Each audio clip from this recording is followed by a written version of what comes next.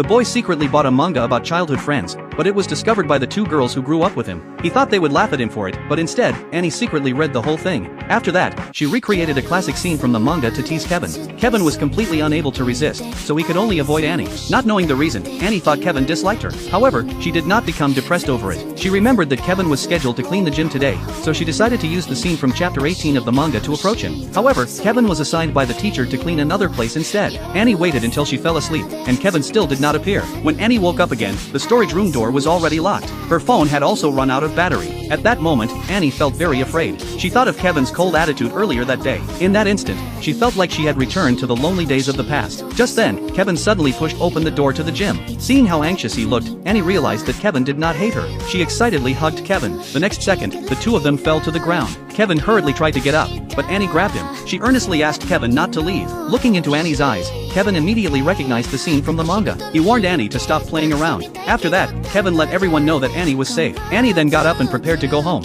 but Kevin said he wanted to talk with her. He asked Annie what she had wanted to say earlier. Annie shyly said that she just wanted to stay with him a little longer. Kevin's face instantly turned red when he heard this. Only then did he realize that Annie recreating the manga scenes was not meant to mock him. He began to suspect that Annie liked him. Thinking this, Kevin became completely flustered. Seeing his reaction, Annie asked Kevin whether she could be a little closer to him. Before Kevin could refuse, Annie leaned against his shoulder. At that moment, Lena rushed into the gym. She had no time to care about what the two had just done and instead complained tearfully that Annie had suddenly disappeared. She then angrily scolded Kevin for not saying anything after finding Annie. Kevin explained that he had already sent a message. Lena checked and saw that it was sent 20 minutes earlier, which meant the two had been alone together for 20 minutes. Annie quickly explained that she was too tired, so she rested with Kevin for a while. However, Lena did not believe her. She directly asked Kevin whether he liked Annie. Kevin answered that he did, but only in the way one likes family. Hearing this, Lena had nothing more to say. After Kevin returned home, he kept thinking about what Annie had said to him earlier. The next day, just as he was about to ask Annie about last night, Annie panicked and ran away. Kevin realized that Annie truly liked him. At that moment,